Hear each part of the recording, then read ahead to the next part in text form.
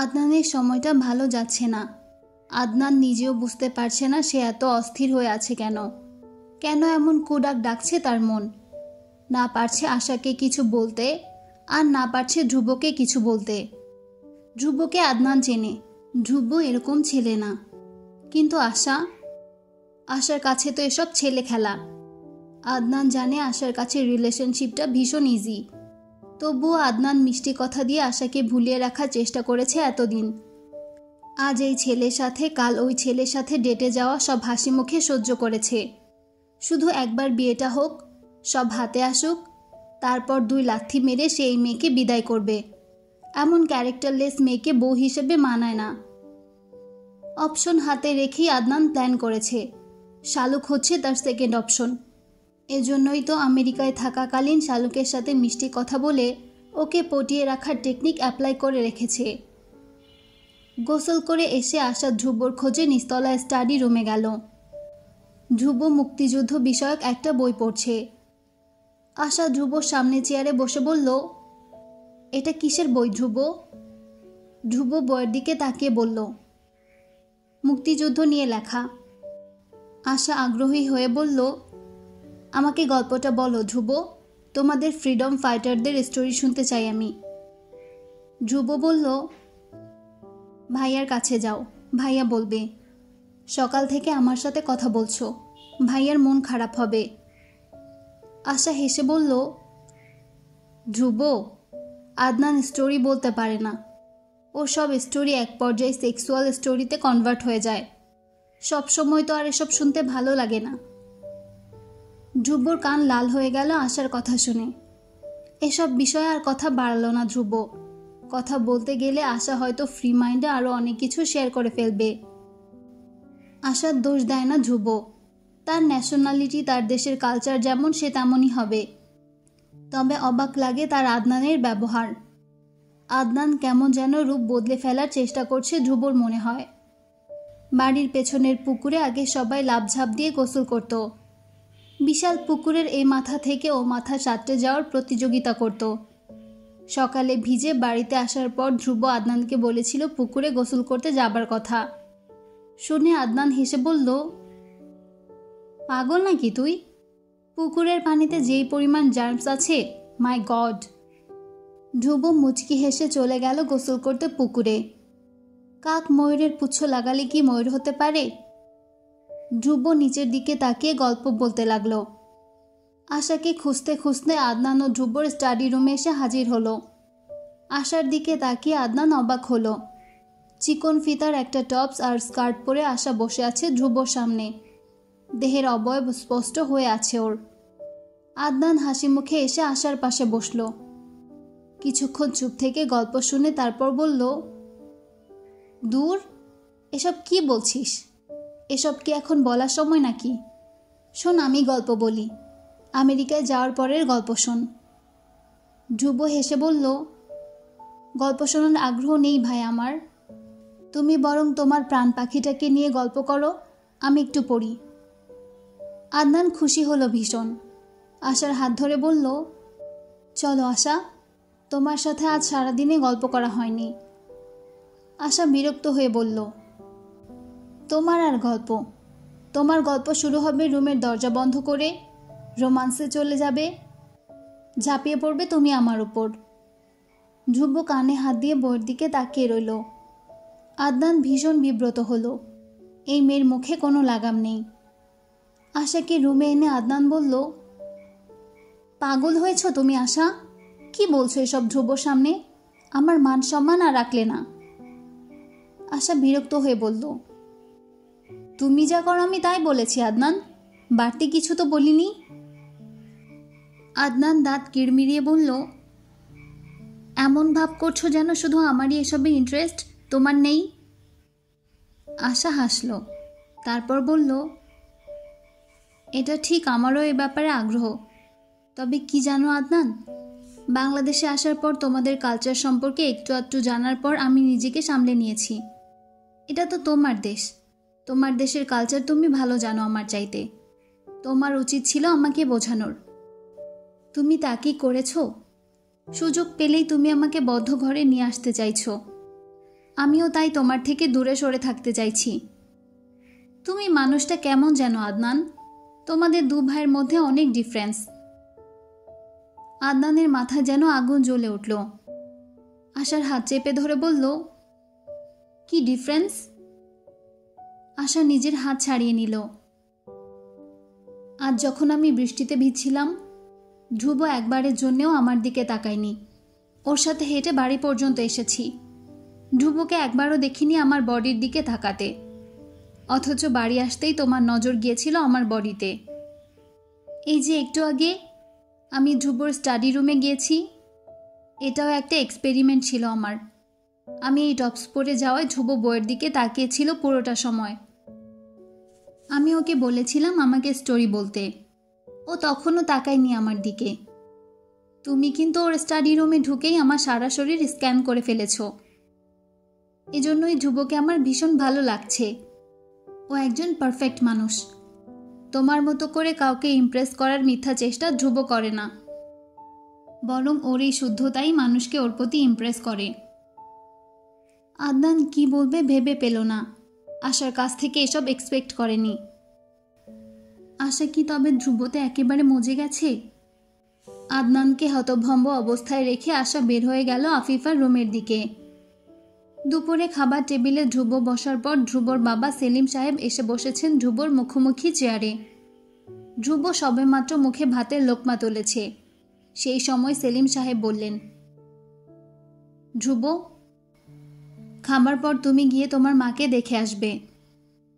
ধ্রুব ভাতের লোকমা রেখে দিয়ে বলল, আমি কারো হুকুম মেনে চলার মানুষ নই। সেলিম সাহেবের ভীষণ রাগ উঠে আছে গত রাত থেকে দীপালির অসুস্থতার খবর জানার পর থেকে। ধ্রুবর এই বাঁকা কথা তার আর সহ্য হলো না। চিৎকার করে বললেন, অবশ্যই মেনে চলবে তুমি আমার হুকুম। আমার ছেলে তুমি। আমার বাড়িতে থাকতে হলে, আমার বাড়িতে খেতে হলে তোমাকে আমার কথা মানতেই হবে। ধ্রুব হেসে ফেলল শব্দ করে। তারপর বলল, কি বললেন যেন আপনি? আমি কে? আপনার ছেলে? মিথ্যা কথা এটা। আমি কারো ছেলে নই। সেদিন মনে ছিল না আমি আপনার ছেলে? যেদিন আমি আপনার পা জড়িয়ে ধরে বলেছিলাম, বাবা আমি আপনাকে ছাড়া থাকতে পারবো না। মাও চলে গেছে, আপনিও চলে যাবেন আমাকে রেখে। কই, সেদিন তো আপনার মনে পড়েনি আমার কথা। আপনার নতুন বউ যেদিন ধাক্কা দিয়ে আমাকে ফ্লোরে ফেলে দিল, আমার কপাল ফাটিয়ে দিল, সেদিনও তো আপনার মনে ছিল না আমি আপনার ছেলে। ভীষণ জ্বরে কাঁদতে কাঁদতে যেদিন আপনাকে পাশে চেয়েছি, সেদিন তো আপনি আসেননি আমার কাছে। মতির মাকে পাঠালেন আমার কাছে থাকতে। ছোট ছিলাম, কিন্তু অবুঝ ছিলাম না আমি। সব মনে আছে আমার। আরও শুনতে চান কিছু? আর কি বললেন আপনি? আপনার বাড়িতে থাকতে হলে, খেতে হলে আপনার কথা শুনতে হবে? তবে বেশ, আমি আপনার বাড়ি ছেড়েই চলে যাচ্ছি। থাকবো না আপনার বাড়িতে। মুহূর্তেই যেন একটা ভূমিকম্পের মতো সবকিছু এলোমেলো হয়ে গেল। ধ্রুব দোতলায় গিয়ে একটা ব্যাগে নিজের শার্ট প্যান্ট কিছু নিয়ে বের হয়ে এলো। হাসনা বেগম গিয়ে পথ আটকে দাঁড়ালেন। তিনি কিছু বলার আগেই ধ্রুব বলল, তোমার পায়ে পড়ি চাচি, আমাকে তুমি থাকতে অনুরোধ করো না। তোমার অনুরোধ আমি ফেলতে পারবো না চাচি। তবে নিজের আত্মসম্মান বিসর্জন দিয়ে থাকতে হবে আমাকে। আমার নিজের কাছে নিজেকে তুমি ছোট করো না। এই কথা শোনার পর হাসনা বেগমের আর কিছু বলার থাকে না। ধ্রুব হনহনিয়ে চলে গেল। হাসনা বেগম সেলিম সাহেবের সামনে গিয়ে বলল, খুশি হয়েছেন তো মেজো ভাইজান? আপদ বিদায় হয়েছে, এবার শান্তি হলো তো আপনার? কিভাবে পারলেন ছেলেকে খোটা দিতে? ক্লাস 8-এ ওঠার পর থেকে ধ্রুব নিজে টিউশনি করে নিজের পড়ার খরচ নিজে চালায়। অনার্সে উঠে তো ঢাকা শহরেই চলে গেল। আপনার একটা কানা করিও তো তার পেছনে খরচ করতে হয়নি। তবুও কিভাবে পারলেন ছেলেকে খোটা দিতে? কার জন্য খোটা দিলেন? যে নিজের স্বামী সন্তান রেখে চলে গেল ওই বাড়ি থেকে, তার জন্য? কিসের দায় ধ্রুবর তাকে দেখতে যাওয়ার? ধ্রুব যেদিন মা মা করে পুরো বাড়িতে গড়াগড়ি খেয়ে কেঁদেছে, সেদিন কিসে এসেছিল ধ্রুবকে দেখতে? স্কুল থেকে চুরি করে ধ্রুব দীপালির বাড়ির সামনে গিয়ে হাজির হলো। কই, তখনও তো সে এলো না একবার ছেলেকে দেখতে। দীপালির পিসে মশাই ঘাট ধাক্কা দিয়ে আমার ধ্রুবকে বের করে দিল। বাড়িতে জানার পর আপনি ধ্রুবকে বাগানের আম গাছের সাথে বেঁধে মেরেছেন। কেন গেল সেই বাড়িতে? তার জন্য। তখন তো কেউ এই ছেলেটার কথা ভাবেননি। আজ কেন তার উপর অধিকার দেখাতে আসছেন? পাথরের মূর্তির মতো সবাই থ মেরে বসে রইল। সেলিম সাহেব জবাব দিলেন না। কি জবাব দিবেন তিনি? রাগের মাথায় ছেলেকে কথা বলে ফেলেছেন, মন থেকে তো বলেননি। কাকে বোঝাবেন এখন এই কথা তিনি? কারোর আর খাওয়া হলো না আদনান ছাড়া। আদনান মনে মনে ভীষণ খুশি হলো ধ্রুবর চলে যাওয়ায়। শালুক স্কুল থেকে ফিরে দেখে পুরো বাড়ি কেমন থ মেরে আছে।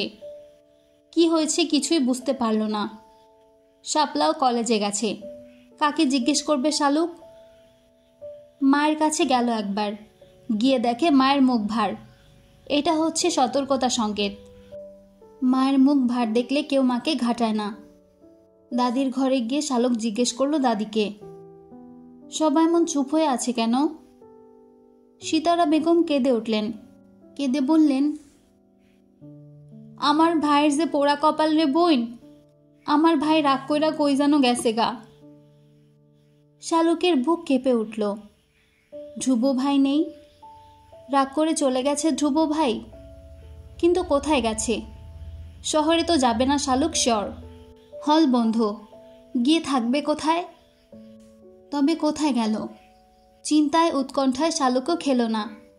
বাকিটা সময় শালুক অপেক্ষা করে রইল ধ্রুব ভাই বাড়িতে আসার। দুপুর গড়িয়ে বিকেল হলো, বিকেল গড়িয়ে সন্ধ্যা, কিন্তু ধ্রুব এলো না। ঝাঁক বেঁধে পাখিরা নিড়ে ফিরতে লাগলো। চারিদিকে কোলাহল থেমে যেতে লাগলো। বাগানে বসে একটা হুতুম প্যাঁচা ডাকতে লাগলো বড় করুণ সুরে। শালুকের বুক কাঁপতে লাগলো। ধ্রুব কোথায়? ভালো আছে তো? এত কষ্ট কেন তাকে দিল সৃষ্টিকর্তা? কি হতো যদি আর একটু কম কষ্ট দিত? রাত বাড়তে লাগলো, সেই সাথে পাল্লা দিয়ে বাড়তে লাগলো শালুকের বুকের চিনচিনে ব্যথা উৎকণ্ঠা। তবুও ধ্রুব ফিরে এলো না। নুরুল ইসলাম সাহেব হজ করে ফিরে এসেছেন সবেমাত্র 1 সপ্তাহ হলো। এখনও গ্রামের মানুষজন তার সাথে দেখা করতে আসেন। তিনি সবার সাথে গল্প করেন। নবীর দেশ আরব দেশ ঘুরে এসেছেন। আল্লাহর ঘর কাবা শরীফ থেকে এসেছেন। রাসূল সাল্লাল্লাহু আলাইহি ওয়াসাল্লামের রওজা মুবারক জিয়ারত করে এসেছেন। সবাই আগ্রহ নিয়ে শোনে সেই স্বপ্নের দেশের কথা। শুনতে শুনতে কেউ চোখের পানি ফেলে। নুরুল ইসলাম সাহেব চোখ বন্ধ করে সেসব স্মৃতি রোমন্থন করেন। দরাজ গলায় সবার কাছে সেসব বলেন। এমনই এক বিকেলবেলায় সেলিম বাড়িতে এলো। সেলিমকে উপেক্ষা করে সবার নজর গিয়ে পড়ল একটা লাল বেনারসি শাড়ি পরনের মেয়ের উপর। সবাই ভয়াবহভাবে চমকে উঠল মেশিথিতে সিঁদুর দেখে। সেলিম বাড়ির ভেতরে ঢুকে মাকে সালাম করল।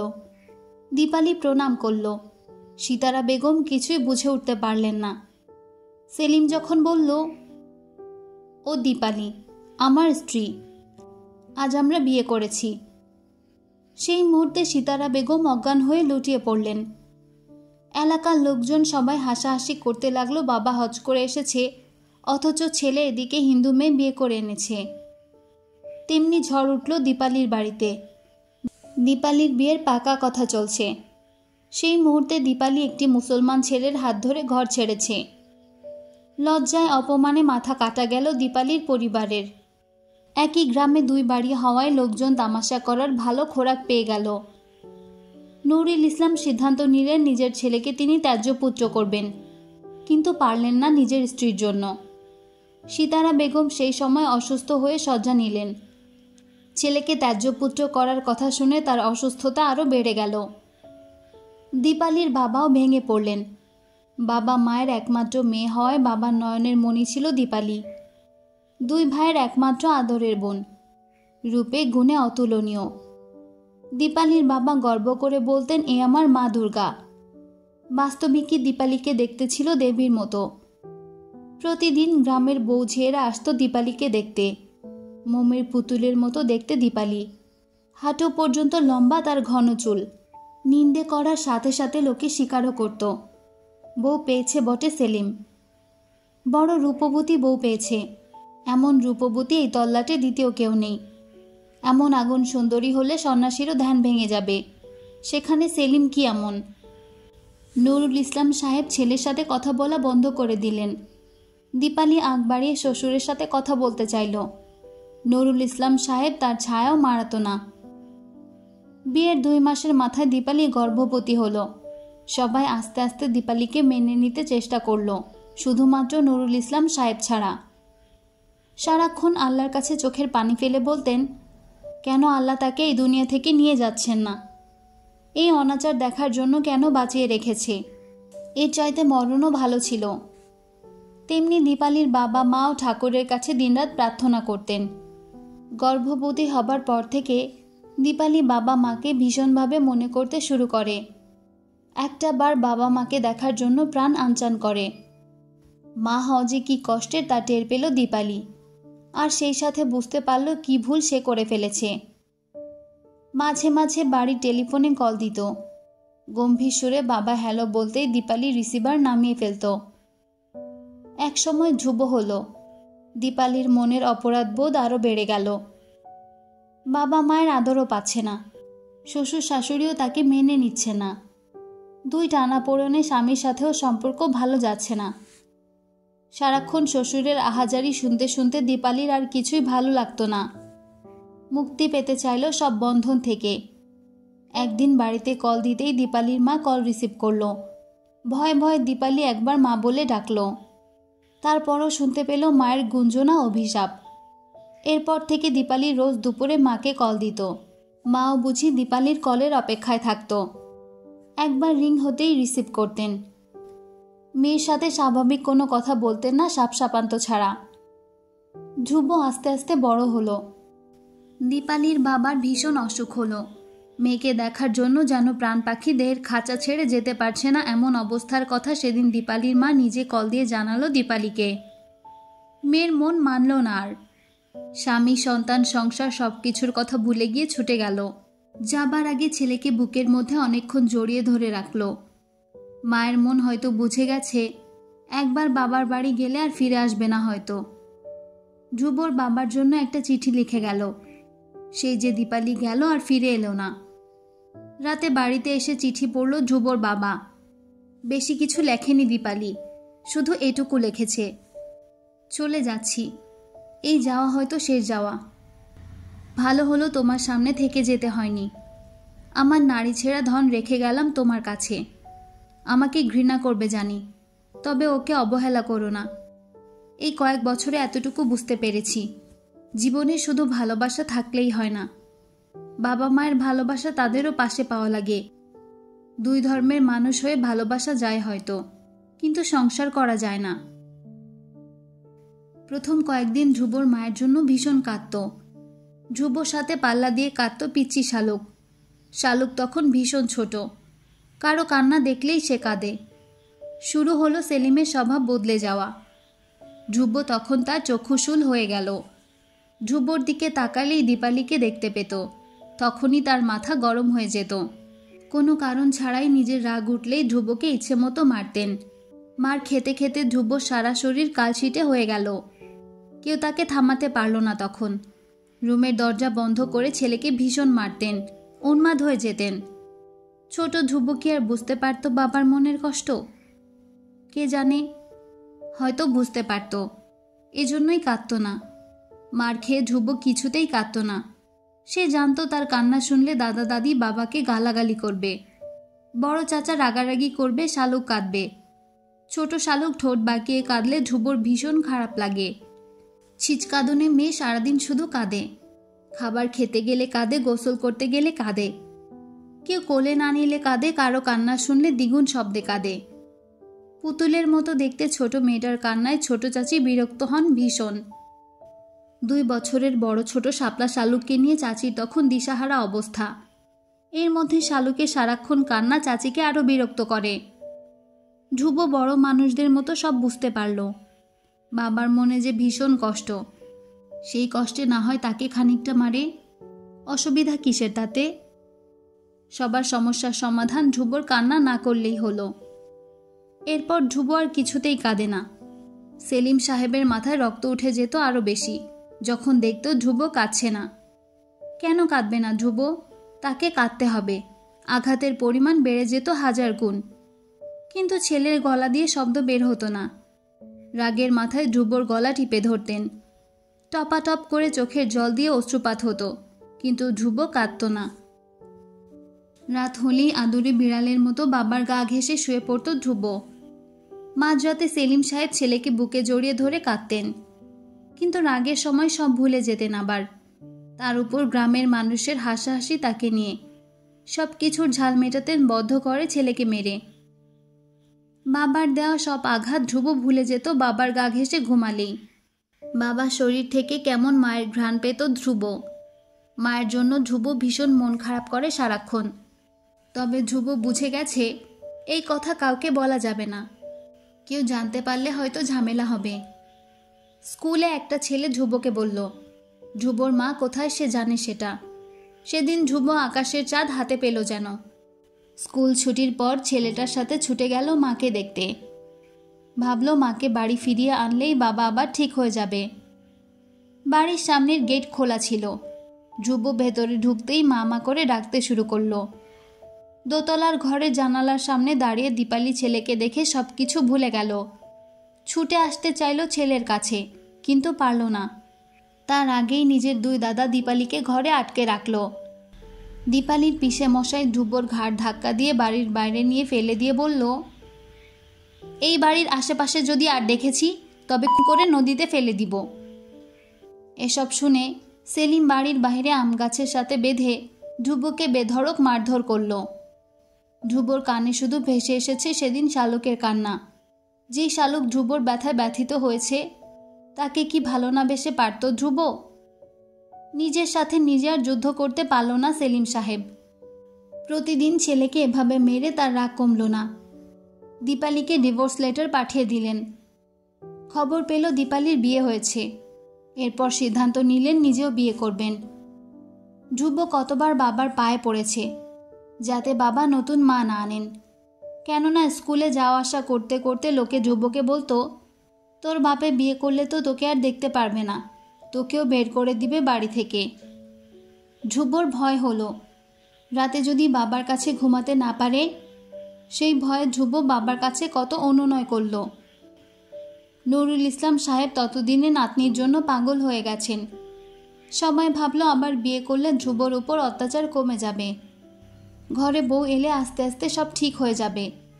নাতির এই কষ্ট দেখে নিজে অনুশোচনা করেন নুরুল ইসলাম সাহেব। কিন্তু তার কি করার ছিল? দোষ তো করেছে ছেলে। কেন এরকম একটা কাণ্ড ঘটালো সে? কিভাবে পারলো অন্য ধর্মের একটা মেয়েকে বিয়ে করতে? 2 ধর্মের অপমান করলো তারা। ধর্ম তো ছেলে খেলা করার মতো ব্যাপার না। ফরিদাকে বিয়ে করে আনলেন সেলিম। অল্প বয়সে ফরিদা সতীনের ছেলেকে 2 চোখে দেখতে পারতেন না। বকাবকি, রাগারাগি, যখন তখন মার দেওয়া সবই করতেন, শুধু ভালোবাসতেন না। সেই সময় হাসনা এগিয়ে গেলেন। ফরিদার হাত থেকে ধ্রুবকে তিনি বাঁচালেন। সেলিম সাহেব কারো সামনে ফরিদাকে কিছু না বললেও রাতে বকাঝকা মারধর করতেন ধ্রুবর সাথে এরকম ব্যবহার করার জন্য। আবার রাতে গঞ্জনা শুনে ফরিদা দিনে ধ্রুবকে মারতেন। 1 বছরের মধ্যে ধ্রুব বুঝে গিয়েছিল এই পৃথিবীতে তার কেউ নেই। বাবাও নেই, মাও নেই। বাবার কাছে ঘুমানোর জন্য কত আবদার করত, কিন্তু বাবা তার দিকে তাকাতও না, কথা বলা তো দূর। ধ্রুবর কি ভীষণ কষ্ট হতো তখন। একা বিছানায় ঘুমাতো ধ্রুব এরপর থেকে। আস্তে আস্তে বাবার সাথে কথা বলা বন্ধ করে দিল। ধ্রুবর একাকী জীবন শুরু হলো তারপর থেকে। 10টা বছর কেটে গেল, ছেলে বাবাকে ডাকে না। একটা সময় পর অল্প বয়সী ফরিদা বুঝতে পারল ধ্রুবর সাথে সে অন্যায় করেছে। ধ্রুবর কি দোষ? কিন্তু ততদিনে দেরি হয়ে গেছে। ধ্রুব আর তার দিকে ফিরেও তাকায় না। নিজের কৃতকর্মের জন্য অনুশোচনা হয় সেলিম সাহেবের, কিন্তু কি করার আছে? এত ভালোবাসলো যাকে, বাবা মায়ের মান সম্মানের কথা না ভেবে যাকে বউ করে আনলো, সে কিনা তাকে ছেড়ে চলে গেল। তার কষ্ট কি কম হতো? সেলিম সাহেব জানতে পারলেন না, হয়তো কখনো আর জানতেও পারবে না। সেদিনের পর দীপালিকে গৃহবন্দী করে ফেলা হয়। বাবার মিথ্যে অসুখের কথা বলে দীপালিকে বাড়িতে নেওয়া হয়। না, দীপালির আর বিয়ে হয়নি, তবে অসুস্থ হয়ে পড়েছে কিছুদিন না যেতেই। তারপর থেকে দীপালির জীবন চার দেয়ালে বন্দি কাটছে। এখন অবশ্য বন্দি করে রাখা লাগে না, বিছানার সাথে লেগে গেছে দেবীর মতো সেই মেয়ে। কে বলবে এই সেই দীপালি? সকালবেলা শালুক যখন রুম থেকে বের হলো তখন তার চোখ মুখ অন্যরকম হয়ে গেছে। দুই চোখ ফোলা ফোলা, গাল লাল হয়ে আছে। আশা শালুককে দেখে অবাক হলো। এক রাতের মধ্যেই একটা মেয়ের চেহারা এমন হলো কিভাবে? হাসনা বেগম শালুককে ডেকে বললেন, নাস্তা করবি না? শালুক জবাব দিল না, তার কিছুতেই ভালো লাগছে না। স্কুলের দিকে চলে গেল। দুপুরে টিফিন পিরিয়ডে শালুককে চমকে দিয়ে ধ্রুব শালুকের ক্লাসে এলো। শালুকের ইচ্ছে করলো এক ছুটে গিয়ে ধ্রুব ভাইকে জড়িয়ে ধরে। মনে হচ্ছে যেন কত লক্ষ কোটি বছর পর ধ্রুব ভাইকে দেখছে। চির দুঃখী এই ছেলেটার জন্য শালুকের মনে যে কি পরিমাণ মায়া জমে আছে তা শালুক টের পায় ধ্রুবর যখন মন খারাপ থাকে তখন। ধ্রুবর উপর হওয়ার রাগ, অভিমান, জেদ সব শালুক ভুলে যায় তখন। ধ্রুব এসে বলল, আয় আমার সাথে, একটা ফুচকার দোকান হয়েছে জানিস, ভীষণ ভালো ফুচকা বানায় ওরা। ভাবলাম তোর তো জিহ্বায় জল চলে আসে ফুচকার কথা শুনলেই, তাই তোকে খাওয়াই। শালুকের কান্না এলো হঠাৎ করে। ধ্রুব শালুকের কান্না দেখে বলল, তোর ছিচকাদুনির স্বভাব বাদ দিবি তুই? ঢং করছিস তুই? শালুকের একটুও কষ্ট হলো না এ কথা শুনে। উৎসাহী হয়ে গেল ধ্রুবর সাথে। রিকশায় করে একটা রেস্টুরেন্টে গেল। ফুচকার বদলে ধ্রুব ফ্রাইড রাইসের অর্ডার দিল। তারপর শালুকের দিকে তাকিয়ে বলল, তোর চোখ মুখের এই অবস্থা কেন? বিয়ে হবে আফিফার, ও কাঁদবে। তোকে দেখে মনে হচ্ছে তোর বিয়ে আফিফার বদলে, তাই কেঁদে কেটে নাকমুখ চোখ সব ফুলিয়ে ফেলেছিস। কাঁদিস না, তোকে দূরে বিয়ে দিবে না, যা কাছাকাছি দিবে, যাতে সবাইকে দেখিস। ওই শুটকির ব্যাপারই ক্যান্সেল। শালুক খিলখিল করে হাসল। ধ্রুবর মনে হলো সে যেন ঝর্ণার কুলকুল শব্দ বয়ে চলতে শুনছে। কি মধুর সেই হাসির সুর। শালুক জিজ্ঞেস করতে চাইল একবার, রাতে কোথায় ছিলে ধ্রুব? কিন্তু ভয় জিজ্ঞেস করল না। ধ্রুব যদি রেগে যায়। ধ্রুবকে রাগাতে চায় না শালুক। খেতে খেতে ধ্রুব বলল, ঠিকমতো খাওয়া দাওয়া করবি, আমি কিন্তু সব খবর পাই তোর। পড়ালেখাতে যদি একটু অবহেলা হয় তো দেখবি খুব খারাপ হবে। শালুককে স্কুলে পৌঁছে দিয়ে এলো আবার ধ্রুব। আগেই স্যারের থেকে টিফিন পিরিয়ডের পর 1 ঘন্টা ছুটি চেয়ে নিয়েছিল ধ্রুব। স্কুল থেকে বের হয়ে আশাকে একটা টেক্সট দিয়ে বলল, তোমার কাছে কৃতজ্ঞ আমি, তুমি না বললে জানতাম না আমার বোকা ফুলটা কাল থেকে না খেয়ে আছে। আশা রিপ্লে দিল, তুমি আমাকে ফ্রেন্ড বানিয়েছ, আমি ফ্রেন্ডের কর্তব্য পালন করছি ধ্রুব।